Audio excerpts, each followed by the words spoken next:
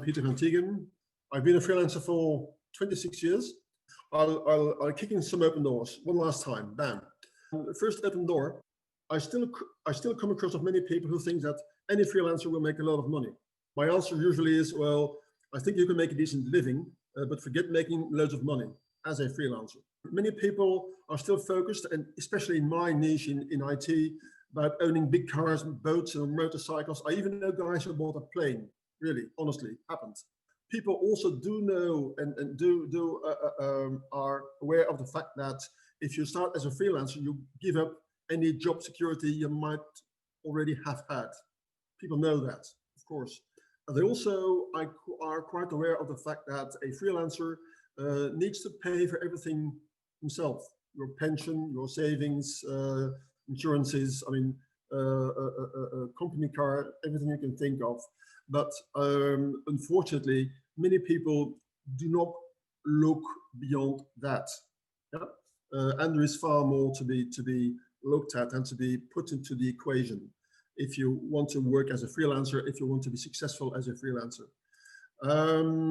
You need to take into account that your product is you. Yeah? So before you start, I think you need to look at three elements. First element to look at is research and skills. It is obvious and good and normal that if you want to start your business, everyone wants to stand out, which is of course a good thing. But it is as obvious that there's more to only trying to stand out. Yeah? I always advise people, do your own market survey. Don't only trust what you read on the internet. Do not only trust what you hear from friends. I don't know too many freelancers who will give in or admit that they are not really that successful.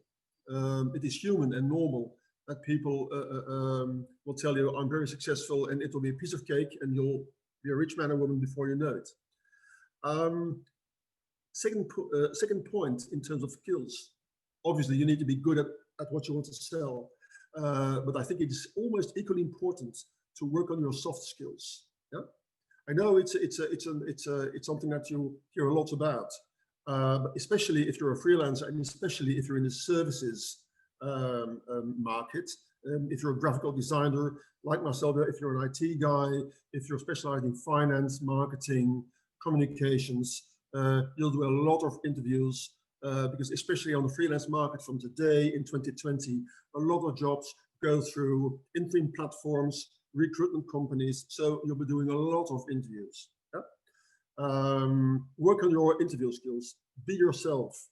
Don't try to tell the customer only what he wants to hear. Be yourself. Be natural. Don't try to be someone that you're not. It will show. If you're exposed as a fake or as a fraud, it won't do you any good. So work on your interview skills. Plenty of courses around. For instance, on LinkedIn, you have a very good offer in terms of training.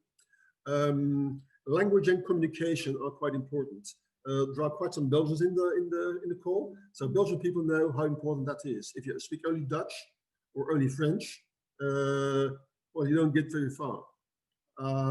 Even if you work in your own country or essentially in your own country, I mean, the world has become a small place. Yeah. Personally, I really think it's dreadful to be in meetings where non-English natives try to speak bad English, because the communication value of that meeting drops with approximately 25 to 30%. No one can actually say what they want. The meeting lasts too long. So it is equally important to work on your language and communication skills than to train yourself in your hard skill. Last item, also I think a very important one, be a jack of all trades. Yeah? Most people do not want to be a jack of all trades. Yeah?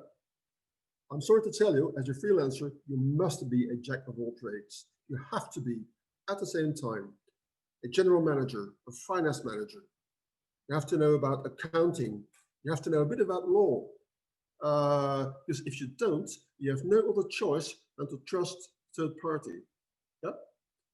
I'm not saying you shouldn't trust anyone, but I mean, if you're not able to check what your accountant is telling you, if you're not able to assess whether or not the legal advice you're getting is helping you in a good direction, then you're a sitting duck. So as a freelancer, even if you only own a micro business, it is still a business. And if you intend to live on it, then you better be ready, and you better have the knowledge to be that jack of all trades and to cover all the dimensions which are important in your business life. Second block I would like to highlight very briefly, because I think everybody knows it, is your network is important. As a freelancer, of course you need a professional network, that is obvious, but please do not forget to also put the private network into the equation. You will have idle time. You will not always be working. I mean, we're not robots, we are people. Yeah. So especially in periods of idle time, your social network is important. Everyone needs people with whom you can talk about something else than work. Of course, you also need people to talk about work, but you also need the other part. A good freelancer is a personality who is balanced in every thinkable aspect. So you need a professional network, but you also need a private network. Yep. People you can trust, you can hang out with, you can change your idea away from work. Essential, very important. I mention it because if you have been a freelancer for a long time, like myself, for decades, the chances are that you get isolated. I mean, you're working a lot. As a freelancer, you work a lot by yourself, so the social part is really an issue. Okay. This is a tricky one. Like I said before, as a freelancer, your product is you. Yeah, I repeat, a good freelancer is a guy or the man or woman who has a balanced personality. So also your private situation needs to be put into the equation, because if you have a private problem, it will, I mean, almost immediately affect your work. Once again, we are people, we're not robots. So is your private situation, is it stable? Are you in a relationship? How is that going? Is it likely to change? How is your health? I mean, it is really important. If you have a partner, if you want to start as a freelancer, prepare your partner.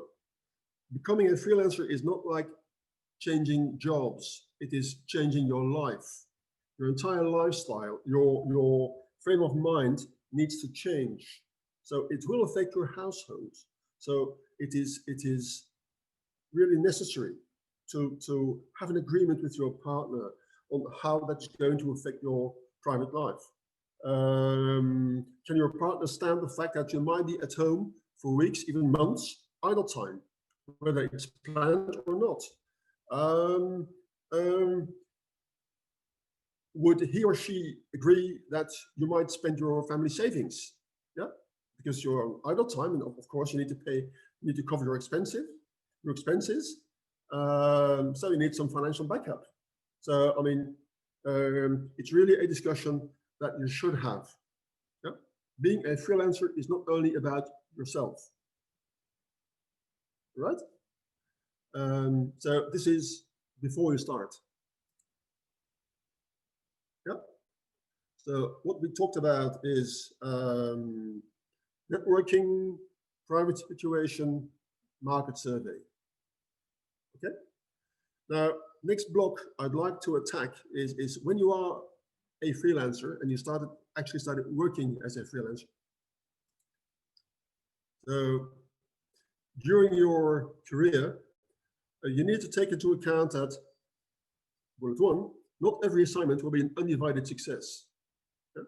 Of course, I know that it is not the less successful assignments that you want to be known for, but it will happen. It will happen. not every customer is as correct as you would expect. Sometimes things change, or sometimes you simply didn't have all the information, or you made a judgment or an assessment that is maybe not 100% correct. I mean, there are a zillion reasons why an assignment might go wrong. The only advice I can give you is, once again, stay yourself, stick to the agreement, and if your counterparty does not stick to the agreement, tell them that in an open way. Remain polite. Try to avoid a fight, because in a fight there are no winners. Second bullet: reputation takes years to build, minutes to break. Yeah, everybody knows that. It is reality. Even if your counterpart is not correct, try to remain correct. If you, I'll come back to that later. I'm going to try not to mix too many things. Behave like a freelancer. That's a very important one. In all the years that I've been working as a freelancer, I've come across too many people who behave themselves as an employee with a VAT number. If you're a freelancer, you're not an employee. You're an entrepreneur. You own a business. You don't have a boss, you have a customer. Yeah? You work with someone, you don't work for someone. You only work for yourself. Yeah? What makes you stand out, one of the main reasons why customers hire me and you, I hope, is that a freelancer is prepared to go the extra mile. Yeah? You need to be focused on delivering and adding value to your customer. Yeah? Why would you need you if you can't do that? Yeah? So after all, he's paying you. So your mindset should be that a race is not won at the finish, but after the finish line. Okay, that is really what going the extra mile is about. And I think it is really an element that can make you stand out as a freelancer. Trying to go the extra mile does not mean that, next bullet, the content of an assignment can change like that. I mean, if you're hired to paint a wall, then you shouldn't accept to work on the electricity. Yeah? Unless you have an agreement with your customer to change the scope of your assignment, that is okay. I mean, your customer cannot decide alone that you should take on work that hasn't been agreed. Yeah? And you should not accept that either. It is not a good idea. I've lived through it myself. For some reason, the customer saw that I was able to do the job he asked me to do in a shorter period of time than he had foreseen. So he was trying to give me more work that had not been agreed because he thought that he was only paying for my time. So what I tried to make this customer understand is that he was not paying for my time. He was paying for my time, but also for all the years before that enabled me to do the job in a shorter period of time. So a job is a job, deal is a deal, a contract is a contract. It is really a mindset, a frame of mind that you should adopt as a freelancer. If you're just selling your time, then you're an employee. Yeah? Do not accept late payments. A customer who doesn't pay you in time either has financial problems, and you should be very careful, or I know companies, unfortunately, I'm not going to quote any names, but really major companies, international companies, who have it in their culture to systematically pay invoices too late. You should not accept that. Don't. I mean, make sure that in your terms and conditions, you foresee the possibility to ask interest, to suspend your work, to even, I mean, get rid of the contract without problems, but you should not accept late payments. If you let the customer get away with it, it will happen again. Yeah? It is not that bad if you're in a business where you work for several smaller customers at the same time, but I can only speak for myself. I mean, I only work for one major customer at a time. Yeah. So this means that I only write like one invoice per month or every 2 months. And if they don't pay that, and if your financial backup is small or too small, then you will almost immediately get into trouble. Don't accept that. Okay. One for last bullet. Not every customer can accept the truth. Especially in services, when you're asked to do an assessment, an audit. In the IT business, I've been asked more than once, well, can you come in and have a look at our ERP because it is not working at all? And the integrator who sold us the software, they didn't do their job, and we want to claim our money back, and maybe we even want to go to court. And when I did the audit, as a matter of fact, what I found out is that it was almost entirely the customer's responsibility that their software didn't function. And when I told them that, they were, well, next to angry. You know, they came like, hey, you know what? We are paying you, and now you're telling us it's our fault, and we're actually paying you money for that. But I'm very sorry, I can't lie. Yeah? It is not in my genes to lie. So what I do now is, if I do an intake for an assignment, I tell people that I might say things they don't like, but if I do, the intention behind me saying those things is to improve, or to open a path that has been closed so far. Okay, but I mean, we're all human beings, and everyone, also your customers, are probably working in our business with their hearts and soul. So it isn't always easy for a customer to accept the truth, especially if you come in difficult circumstances. I should speed up. Only have 10 minutes left. I'm going to skim the bullet point recruiters. I have a very specific way to deal with them. Okay, very briefly. Never believe recruiters who tell you we want to establish a long-term relationship. It is simply not true. They're looking for someone to do one job. Yeah? And if you give it a job, then that's okay. Do not buy arguments. Do not lower your rates for fake arguments like, we're offering you a long-term contract. Yeah? Because if the long-term contract is a 3-month running forward, then it is not a long-term contract. And even if it's a 12-month contract, if they can get rid of you in 4 weeks' time, then it's not a long-term contract. And even then, why would you work less hard if it's 1 month than if you're offered a contract for 12 months? So it's a fake argument. Don't give in. Okay, I'm going to stick to that and go to the next slide. If you have questions after, don't hesitate to send me emails or to ping me. More than happy to elaborate on that subject. Now, probably the most interesting element to put into the equation, am I a good freelancer, is, well, what about the money? Yeah? It's all about the money, isn't it? It's not. I mean, still, money is an essential part. Yeah. Most heard rate, and one of the questions that I've been asked most frequently in my career is what is a good rate? Yeah. What is a good rate? I think a good rate is a realistic rate. Talk to people, talk to colleagues. I know not everyone is as open as you would expect to talk about rate, especially not in Belgium or in Western Europe. I think in Germany it is somewhat different, but still. Be careful, especially in Corona times like now, not to drop your rate too fast. Because once you do, especially if you work with recruiters, they will put your rate in a database.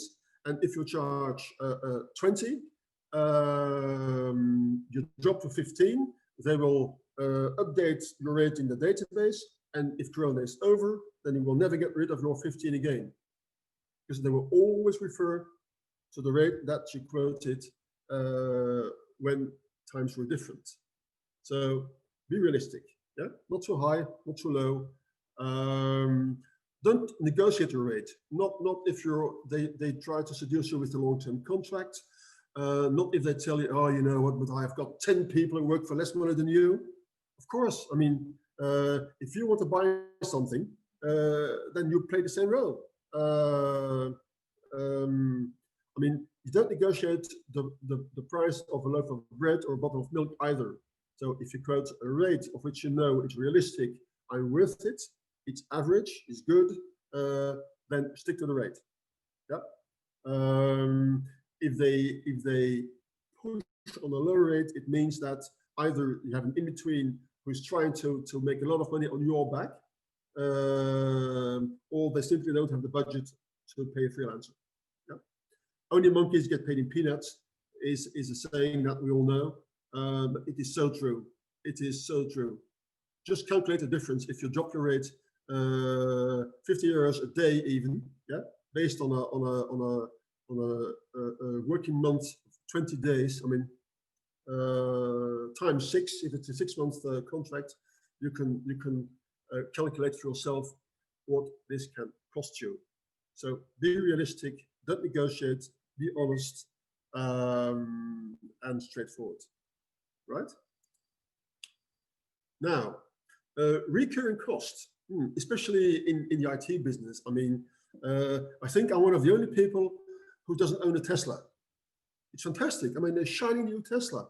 And on top of that, in Belgium, tax deduction rate is 110%.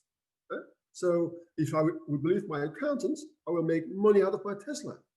And all that is all right, is okay, as long as the contracts keep coming, as long as you're in good health, as long as you can invoice every month. But I mean, if due to Corona or any other issue, you have like a 3-month idle time, and on top of all your other expenses, you pay like 1,500 a month for your Tesla, then could hurt. Yeah. So recurring costs, my advice is avoid them as much as you can. Yeah. Don't do it. Yeah. You don't need a Tesla. Yeah? It's nice, of course. You don't need it. If you want it, you know what? And maybe I'm old-fashioned, but it is what my father told me. He's gone. I mean, he's deceased last year. But my father always told me, if you can't afford it, and then buy it. Yeah. Okay.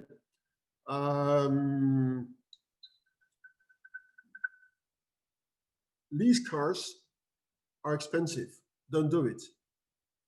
Avoid lease contracts. Bank loans, I think these days are pretty cheap, but especially lease contracts are very expensive. And as a freelancer, there is no interest for you in having or not having assets on your balance sheet. I mean, the interest is very low. So even if you want to invest, it is better to save up the money and finance at least 50% of the investment with your own funds. Yeah? Why am I saying this? I'll make a comparison of which you might think at first sight it doesn't have anything to do. If you go to a bank, especially in Belgium, but I think in Europe, and if you want to buy bonds or stocks, yeah, then those of you who've done it will confirm it. You have to fill out the questionnaire, and the first question is, do you have a cash reserve equal to 6 months income? Because only if you have more cash than that, a bank will allow you to invest money. Yeah? Why is that? Because it is very important that you have a cash reserve, yeah? For idle time, for health problems, for unexpected circumstances. If you're a freelancer and you don't have a cash reserve of, I usually say between 3 and 6 months worth of expenses, then you're a sitting duck. Yeah? It is due to those people that rates drop, conditions deteriorate, and the only victim will be you. Yeah? Especially if you start as a freelancer, and I keep repeating it over and over again, if you don't have cash, don't start. Don't believe in the myth that you will start as a freelancer and the next day you will have an assignment, and in 3 months' time you will have more money than you can spend. It will not be the case. Yeah? Good. That's why I also added the last point. Do not listen to accountants, not always. An accountant will tell you what you have to do to pay less taxes, to do fiscal optimization in terms of your pension.